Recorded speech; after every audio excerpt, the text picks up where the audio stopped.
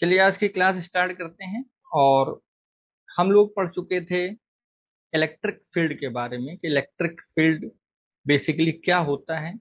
Electric field का हमने formula आपको बताया, हमने उसका डिस्क्रिप्शन बताया कि इलेक्ट्रिक फील्ड में बेसिकली क्या होता है कि एक चार्ज होता है, उसके आसपास कोई एक दायरा होता है, कोई एक रीजन होता है जहां तक वो फोर्स अप्लाई कर सकता है। अब वो कहाँ तक फोर्स अप्लाई कर रहा है इसको बताने का काम कर रहा था टेस्ट चार्ज। तो इस तरीके से हम लोगों ने बेसिक बेसिक जानकारी अपने लास्ट लेक्चर में ली थी। और यहाँ पर अगर हम बात करें तो सबसे पहले हम, चूंकि न्यूमेरिकल है हमारा, इलेक्ट्रिक फील्ड पर बेस्ड है, तो न्यूमेरिकल स्टार्ट करने से पहले हम आपको बता देते हैं कि हमने कौन कौन से फार्मूले अभी तक पढ़ लिए हैं। तो जो हमने फार्मूले पढ़े हैं वो फार्मूला हमारे पास, पहला फार्मूला जो हमारे पास है that is your E equal F upon Q not. ये पहला फार्मूला है और ये बेसिक डेफिनेशन है। और जब आपने इसमें एफ की वैल्यू पुट की थी तो हमारे पास फार्मूला आया था 1/4 pi epsilon not Q upon R square. ठीक। और हमने आपको ये भी क्लियर किया था कि यहाँ पर जो चार्ज आप रखते हैं उसी चार्ज की इलेक्ट्रिक फील्ड आपको मिल जाती है। तो ये हमारी मोटी मोटी बात थी जो आपको समझनी थी यहाँ पर। और अब हम क्वेश्चन को बड़े आराम से स्टार्ट कर सकते हैं। तो चलिए स्टार्ट करते हैं क्वेश्चन। सबसे पहले देखिए क्वेश्चन की लैंग्वेज क्या है, और लैंग्वेज को पढ़ते हुए हम डायग्राम को ड्रॉ करने की कोशिश करेंगे। तो यहाँ पर दिया हुआ है an electric field of 8 × 10⁻⁻⁻⁻⁻⁻⁻⁻⁻⁻⁻⁻ newton per coulomb points eastward at a certain location. ये कह रहा है कि इलेक्ट्रिक फील्ड किसी जगह पर इलेक्ट्रिक फील्ड है जिसकी डायरेक्शन ईस्ट की तरफ है। तो आप लोग जानते हैं, अगर हम डायरेक्शन वाइज बात करें तो इस तरीके से हम एक रफली आपको डायग्राम डायरेक्शन का बना के दिखा रहे हैं ताकि आप समझ जाएं। ये हमारे पास डायरेक्शन नॉर्थ होती है, ये साउथ होता है, और आपके राइट हैंड पर हमारे पास ईस्ट डायरेक्शन और ये डायरेक्शन हमारी वेस्ट होती है। तो इस तरीके से हमारे पास नॉर्थ साउथ ईस्ट और वेस्ट डायरेक्शंस होती हैं। क्वेश्चन के हिसाब से जो क्वेश्चन कह रहा है वो कह रहा है कि जो इलेक्ट्रिक फील्ड है वो ईस्ट वर्ड है, यानी कि ईस्ट डायरेक्शन में जो है क्या लग रही है, इलेक्ट्रिक फील्ड लग रही है। तो चलिए भाई, चूंकि इलेक्ट्रिक फील्ड की डायरेक्शन हमें पता है तो हम इस तरीके से इलेक्ट्रिक फील्ड की डायरेक्शन फटाफट जल्दी से ड्रॉ करने वाले हैं। देखिए ये इस तरीके से, या ऐसा करते हैं इसको हम एरो से ही रिप्रेजेंट कर लेते हैं तो हमारे लिए बड़ी आसानी हो जाएगी। ये देखिए, ये हमने इलेक्ट्रिक फील्ड इस तरीके से रिप्रेजेंट कर दी है ताकि आपको अच्छे से समझ में आ जाए। तो देखिए सारी की सारी जो आपको इलेक्ट्रिक फील्ड दिखाई दे रही है वो सारी की सारी इलेक्ट्रिक फील्ड ईस्ट डायरेक्शन में है। ठीक, इतनी बात समझ में आ गई, बहुत बढ़िया भाई। अब ये जो इलेक्ट्रिक फील्ड है इसकी वैल्यू भी दे रखा है, वैल्यू है 8 × 10⁻⁶ न्यूटन कूलम इनवर्स, ये इसकी वैल्यू दे रखी है। अब इसके आगे कह रहा है कि what are the magnitude and direction of the force, यानी कि हमें फोर्स फाइंड करना है that acts on a charge of 2 micro coulomb. चलिए भाई ठीक है, यानी कि वो कह रहा है कि अगर 2 माइक्रो कूलम का चार्ज रखा हो, ठीक, कितने का, 2 माइक्रो कूलम का चार्ज अगर रखा हुआ है, तो 2 कूलम का चार्ज फटाफट हम बना लेते हैं। तो इस तरीके से मान लीजिए हमने इस फील्ड में यहाँ पर एक चार्ज रखा हुआ है जिसकी वैल्यू है 2 कूलम, माइक्रो में है तो 2 माइक्रो कूलम का एक चार्ज हमने रख दिया। अब चूंकि फील्ड थी और फील्ड में आपने चार्ज सिंपल रखा हुआ है, तो एक कॉमन सेंस वाली चीज यहाँ पर ये है कि फील्ड ही फोर्स अप्लाई करती है, यानी कि जिस डायरेक्शन में इलेक्ट्रिक फील्ड होती है उसी डायरेक्शन में फोर्स होता है। ठीक। तो जो इस पे फोर्स लगेगा उस फोर्स की जो डायरेक्शन होगी वो भी किधर हो जाएगी, टूवर्ड्स द ईस्ट। तो ये डायरेक्शन हमारे पास किसकी हो गई, इलेक्ट्रिक फोर्स की डायरेक्शन हो गई। तो पहली बात तो डायरेक्शन में सीधे सीधे पता लग गई, जिस डायरेक्शन में फील्ड उसी डायरेक्शन में फोर्स। ठीक है, चलिए बहुत बढ़िया। अब हमें फील्ड दिया है, फोर्स फाइंड करना है और चार्ज दिया है।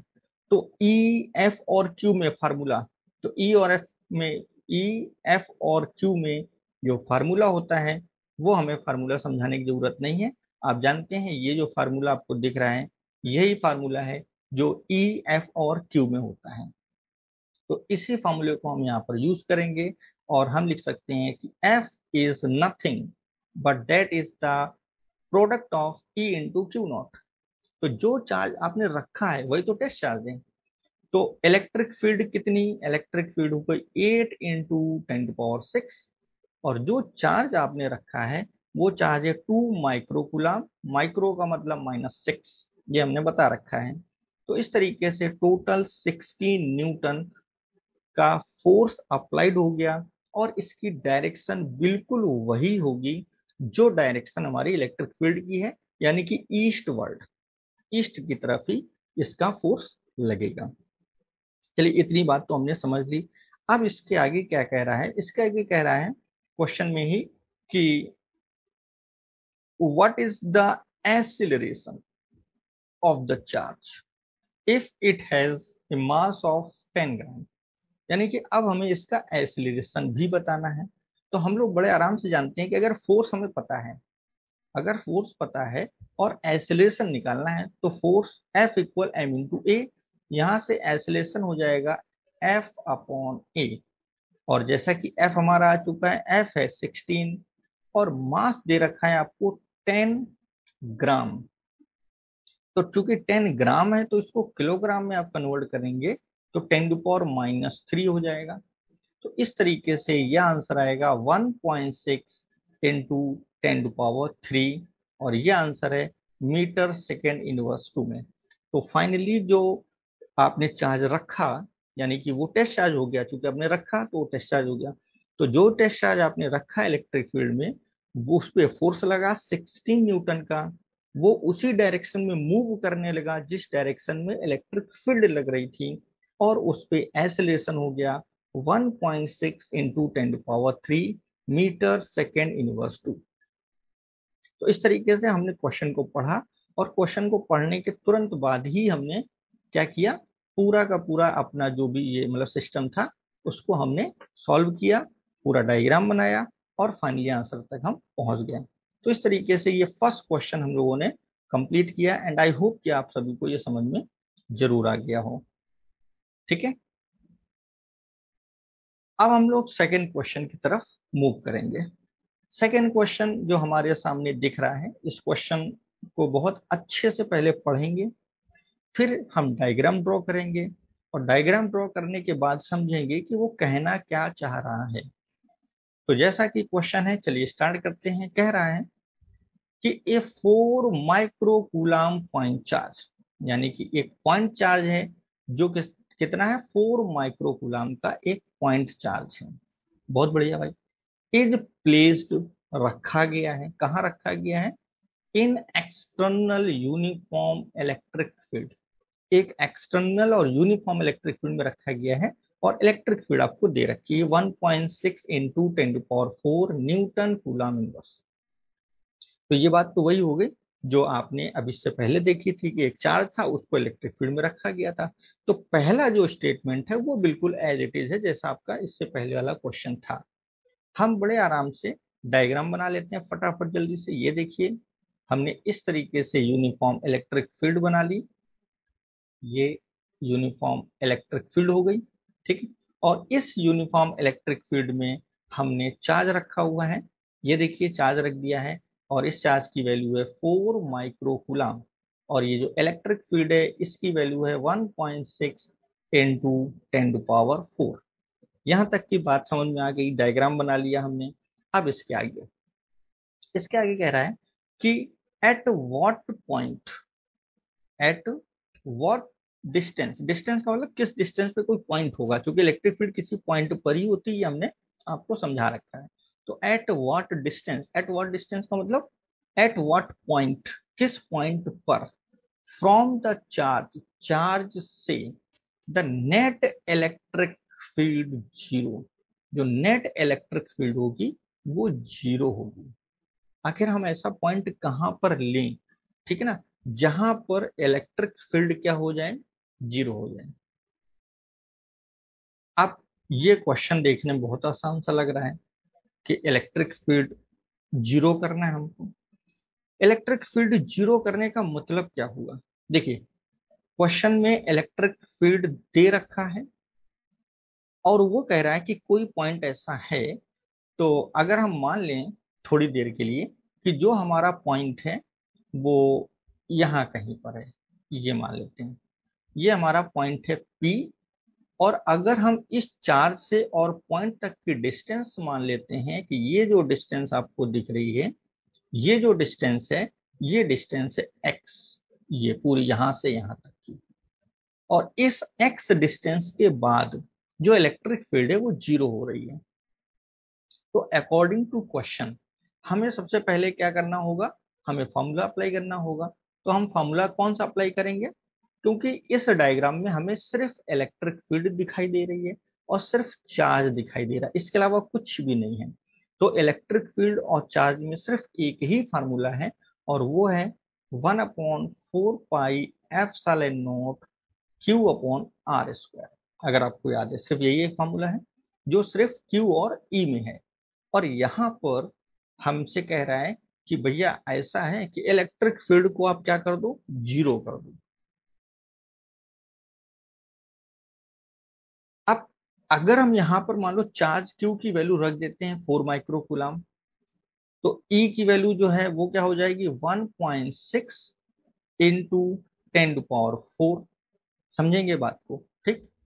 इक्वल ये हो गई वैल्यू 9 इंटू 10⁹ जैसा कि आप जानते हैं। और Q जो है, Q हो गया 4 माइक्रो यानी 10⁻⁻6 अपॉन आर स्क्वायर। ठीक है। अब देखिएगा, हम यहां से अगर आर स्क्वायर की वैल्यू फाइंड करें तो आर स्क्वायर की वैल्यू कितनी हो जाएगी, ये आ जाएगी 9 इंटू 10⁹ इंटू 4 इंटू 10⁻⁻6 और डिवाइड में आ जाएगा 1.6 इंटू 10⁴। ये डिवाइड में हो गया, ये वैल्यू हो गई आर स्क्वायर की।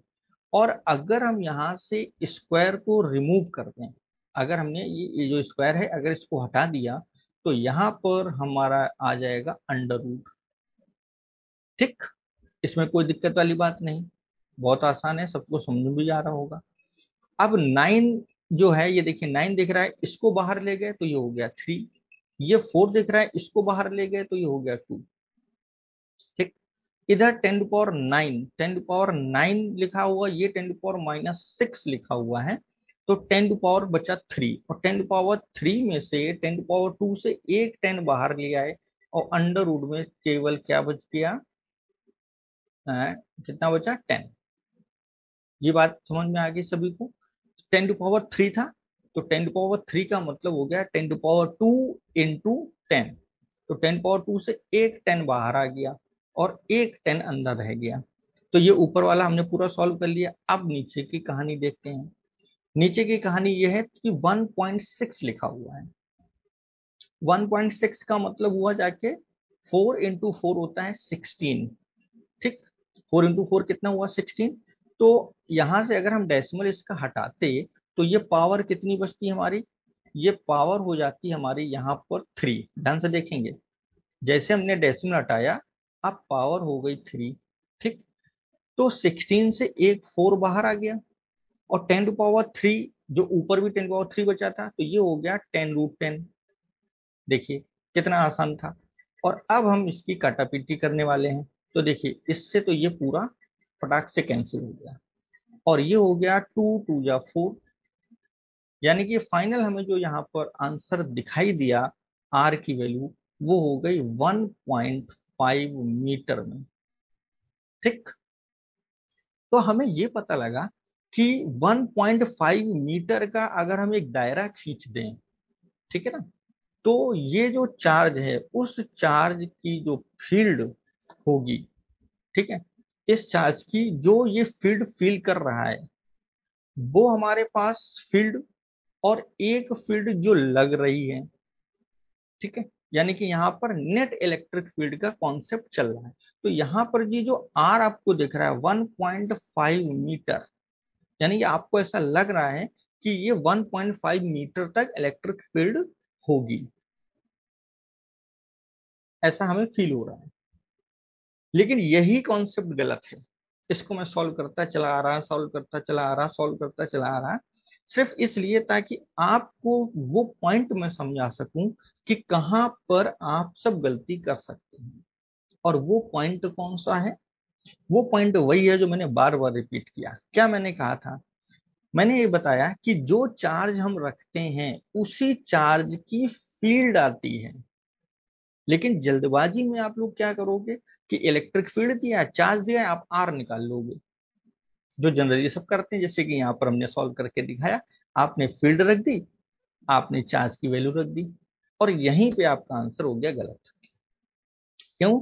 क्योंकि ये जो फार्मूला है इसमें जो चार्ज होता है उसी चार्ज की होती है फील्ड, किसी दूसरे चार्ज की नहीं होती है। जबकि यहाँ पर क्वेश्चन के हिसाब से ये जो फील्ड थी वो थी एक्सटर्नल फील्ड। समझेंगे बात को, ये थी एक्सटर्नल फील्ड। तो ये जो आपने अभी तक किया, तो ये आपका कॉन्सेप्ट से मिस कॉन्सेप्ट हो गया। ठीक। और इसी चीज को समझाने के लिए, ताकि आप गलती ना करें, अगर आपने ध्यान दिया होगा तो यहाँ पर देखिए उन्होंने एक वर्ड यूज कर रखा है, ये देखिए net electric field. Net electric field word देख करके भी आप समझ सकते थे कि यहाँ पर एक इलेक्ट्रिक फील्ड नहीं है, यहाँ पर दो इलेक्ट्रिक फील्ड हैं। तो एक्चुअली हमें करना क्या था, अब उसको समझ लेते हैं कि what we have to actually do. हमें रियल में क्या करना था? रियल में हमको ये करना था कि हमें यहाँ पर फील्ड की वैल्यू पता ही नहीं थी, हमें आर की वैल्यू भी पता ही नहीं थी। ठीक। देखिए आंसर यही है, आंसर यही रहेगा। लेकिन इसको अब कॉन्सेप्ट के हिसाब से देखेंगे हम। देखिए हमें करना क्या है, हमें करना ये है। अब आप सोचेंगे कि बात तो वही हो गई, लेकिन नहीं, बात वो नहीं है, थोड़ा सा डिफरेंस है। उसी डिफरेंस को समझाने के लिए मैंने आपको इस तरीके से सॉल्व करके दिखाया। हमें करना क्या था कि हमें इलेक्ट्रिक फील्ड इस 4 कूलाम की पहले निकालनी है। तो ये हो गई 9 × 10⁻⁹, क्यू की वैल्यू 4 × 10⁻⁻⁶। और किस पॉइंट तक है हमें नहीं पता, तो हम इसको r² मान लेंगे, और ये हो जाएगी इलेक्ट्रिक फील्ड। जबकि हमने इलेक्ट्रिक फील्ड की वैल्यू रख दी थी, और यही गलत हो गया था। इलेक्ट्रिक फील्ड वैल्यू, वो इलेक्ट्रिक फील्ड तो एक्सटर्नल थी, और ये जो इलेक्ट्रिक फील्ड आ रही है ये इस क्यू चार्ज की इलेक्ट्रिक फील्ड आ रही है। ठीक। अब अकॉर्डिंग टू क्वेश्चन, अच्छा ये बताइए, अगर मान लीजिए पर्सन है इस तरीके से, और इससे यहाँ पर इसने एक फोर्स लगा रखा है किसी पॉइंट पी पर, जो इससे एक्स डिस्टेंस पर है, और इस पॉइंट पर फोर्स या फील्ड जो हमारी है वो है ई क्यू। ध्यान समझेंगे, ई क्यू फील्ड है, या ई क्यू फील्ड की वजह से कोई फोर्स है एक्स डिस्टेंस पर या आर डिस्टेंस पर। यहाँ पर हमने आर डिस्टेंस लिया है तो हम आर डिस्टेंस मान लेते हैं। ठीक है, ये जो डिस्टेंस है उसको आर लिखा हुआ है। ये देखिए, ये आर डिस्टेंस लिए तो आर डिस्टेंस। अब हम चाह रहे हैं कि इसी पी पॉइंट पर जो फील्ड है या फोर्स है वो जीरो हो जाए। तो क्या करें? जो बाहर से फील्ड आ रही है, जो फील्ड बाहर से आ रही है, कौन सी बाहर से आ रही थी? एक्सटर्नल फील्ड बाहर से आ रही थी, और उस फील्ड को हम अपोजिट डायरेक्शन में इसी पॉइंट पे लगा दें।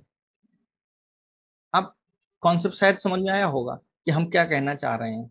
ठीक है, ये जो फील्ड दिख रही है, अब इसी फील्ड को हम क्या करें, अपोजिट, ये जो ई एक्सटर्नल है इसको अपोजिट डायरेक्शन में उसी पॉइंट पे लगा दें। तो अगर हमारे पास E प्लस क्यू की वैल्यू और E एक्सटर्नल की वैल्यू इक्वल हो जाए, तो उस पॉइंट पर फील्ड जीरो हो जाएगी। ठीक।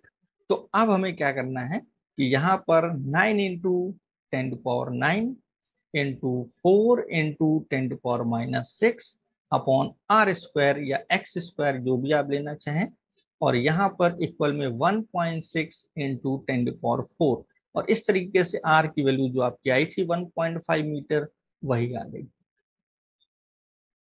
तो देखा आपने किस तरीके से हम क्वेश्चन का अगर एक वर्ड नहीं समझ पाते हैं या क्वेश्चन की लैंग्वेज नहीं समझ पाते हैं तो क्वेश्चन गलत होने के चांसेस हो जाते हैं। तो जब भी आप इस फार्मूले को यूज करेंगे E=F/Q0, ये जो फार्मूला जब भी आपको दिख रहा है, इस फार्मूले को यूज करने की पहली और बेसिक कंडीशन ये है कि जो चार्ज आप यहाँ रखेंगे उसी चार्ज की फील्ड होगी, ना कि एक्सटर्नल फील्ड। हाँ, वो एक्सटर्नल फील्ड के इक्वल हो जाए वो अलग बात है। तो अब ये हमारा कॉन्सेप्ट है। तो हमने आपको पहले इस क्वेश्चन को सॉल्व करके दिखाया कैसे आप गलत कर सकते हैं, और फिर इसी क्वेश्चन को मैंने बताया कि सही क्वेश्चन एक्चुअली में आपको कैसे करना है। And I hope I believe कि आपको समझ में आ गया होगा। छोटी सी बात है लेकिन कभी कभी समझने में थोड़ी सी दिक्कत होती है। चलिए, बहुत बढ़िया, बहुत सुंदर। देखिए, नेक्स्ट क्वेश्चन जो दे रखा है, सबसे पहले इस क्वेश्चन की लैंग्वेज को पढ़ करके और डायग्राम बनाने की कोशिश जो हम लोग हमेशा से करते रहे हैं वही करेंगे। सबसे पहले देखिए क्वेश्चन क्या कह रहा है, और उस क्वेश्चन को पढ़ते हुए हम डायग्राम बनाने की कोशिश करेंगे। कह रहा है 2 पॉइंट चार्जेस, 2 पॉइंट चार्ज हैं, एक क्यू ए है और दूसरा है Q B, are located 20 centimetre apart in vacuum. यानी कि दो जो है चार्ज हैं। तो हम डायग्राम बनाएंगे, देखिए फटाफट जल्दी से। इस तरीके से ये हमारे पास यहाँ पर एक चार्ज क्यू ए है और यहाँ पर दूसरा चार्ज क्यू बी है, और इन दोनों की जो बीच की डिस्टेंस है दैट इज 20 सेंटीमीटर। जितना हमने पढ़ा उसका डायग्राम बना लिया। अब इसके आगे की कहानी क्या है? इसके आगे की कहानी ये है कि find the electric field at the mid point of the line. तो सबसे पहले कह रहा है कि इलेक्ट्रिक फील्ड बताइए मिड पॉइंट पर। मिड पॉइंट का मतलब आप जानते हैं, मिड पॉइंट का मतलब होता है बीचों बीच। तो एकदम ठीक बीच में हमने मान लिया है पॉइंट पी। जाहिर सी बात है इधर भी डिस्टेंस 10 सेंटीमीटर होगी और इधर भी 10 सेंटीमीटर होगी। और जितने चार्ज हैं, यहाँ पर दो चार्ज हैं तो दोनों चार्ज की पी पॉइंट पे इलेक्ट्रिक फील्ड होगी। इतनी बात आपको समझ में आनी चाहिए। तो सबसे पहले हम इलेक्ट्रिक फील्ड निकालने जा रहे हैं क्यू ए की। कहां पर? पॉइंट पी पर। फार्मूला आपको पता है, 1/4 pi epsilon not Q A, और आर स्क्वायर की जगह है 10, तो 10 सेंटीमीटर है तो इसका स्क्वायर कर दिया। ये बात आपको समझ में आ गई होगी। इसी तरीके से इलेक्ट्रिक फील्ड हम निकालने जा रहे हैं क्यू बी की। कहां पर? पॉइंट पी पर। तो फार्मूले के अकॉर्डिंग 1/4 पाई एप्सिलॉन नॉट, अब चार्ज क्यू बी और डिस्टेंस 10 × 10⁻², होल स्क्वायर। तो दो चार्ज थे तो दोनों चार्ज की हमने इलेक्ट्रिक फील्ड निकाल ली। कहां पर निकाल ली? पॉइंट पी पर। इतनी बात तो समझ में आ गई।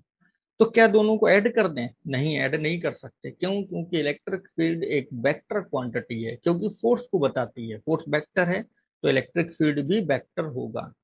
अब अगर इलेक्ट्रिक फील्ड वेक्टर है तो हमें डायरेक्शन निकालनी होगी। डायरेक्शन निकालने के लिए हमें क्या करना होगा?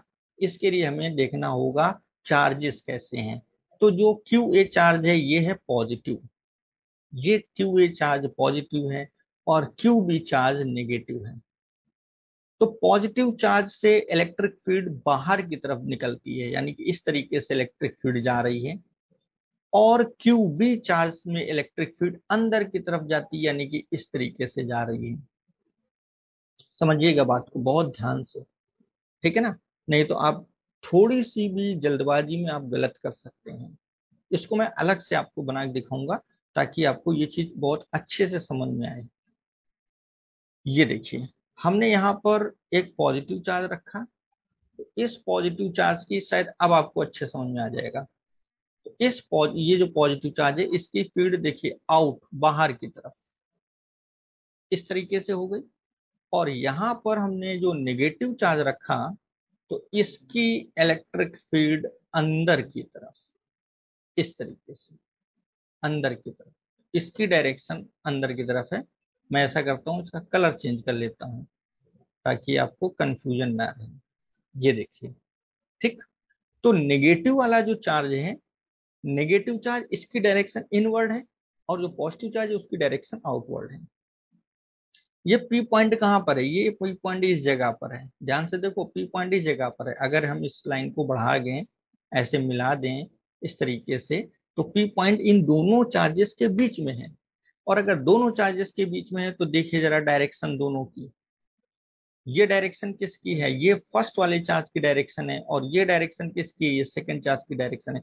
क्या ये दोनों डायरेक्शन एक ही तरफ है, बिल्कुल एक ही तरफ है। इसलिए जो फाइनल हमारे पास इलेक्ट्रिक फील्ड आ जाएगी, वो हम क्या करेंगे, अगर इसको हम E1 मान लें, ये जो इलेक्ट्रिक फील्ड है ये E1, और ये जो इलेक्ट्रिक फील्ड है इसको E2 मान लें, तो हमारा जो आंसर आएगा वो E1 प्लस E2 करने पर आ जाएगा। तो आई होप कि आपको ये इसका फर्स्ट पार्ट समझ में आ गया हो कि हमने क्यों दोनों को ऐड कर दिया है।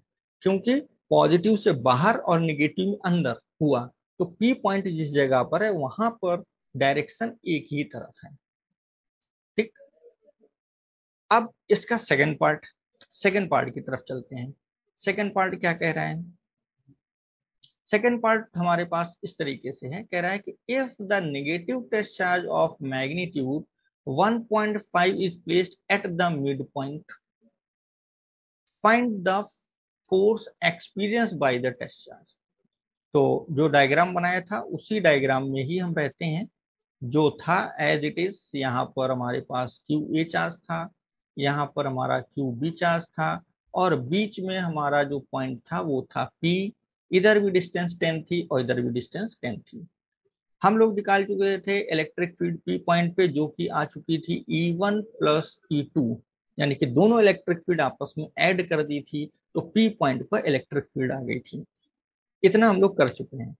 अब वो कह रहा है कि अगर इस पी पॉइंट पर हम एक चार्ज रख दें Q 1.5 into 10 to the power -9 coulomb का, तो फोर्स कितना होगा। तो हमें फार्मूला पता है फोर्स का, क्या होता है, E इंटू क्यू।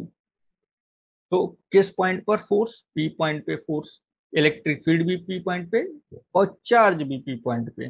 तो ई पी हम निकाल चुके हैं यहाँ पर, दोनों को ऐड करने से आया होगा, और क्यूपी हमें दे रखा है। तो इस तरीके से हमारा जब हम वैल्यू रख लेंगे तो आंसर आ जाएगा। तो आई होप ये क्वेश्चन आपको समझ में जरूर आया हो कि हम बेसिकली इस क्वेश्चन को कैसे सॉल्व कर सकते हैं। तो आप केवल आपको मैथमेटिकली सॉल्व कर लेना है और आंसर आ जाएगा। ओके, चलिए बहुत बढ़िया, बहुत सुंदर। ठीक है ना। तो यहाँ तक हमने आपको जो भी क्वेश्चंस कराए, मुझे पूरी उम्मीद है कि आपको जरूर समझ में आए होंगे। इसके बाद हम लोग नेक्स्ट क्लास में मिलेंगे। ठीक है ना। तो आज के लिए फिलहाल इतना ही, शुक्रिया, धन्यवाद, thank you, tata, bye bye.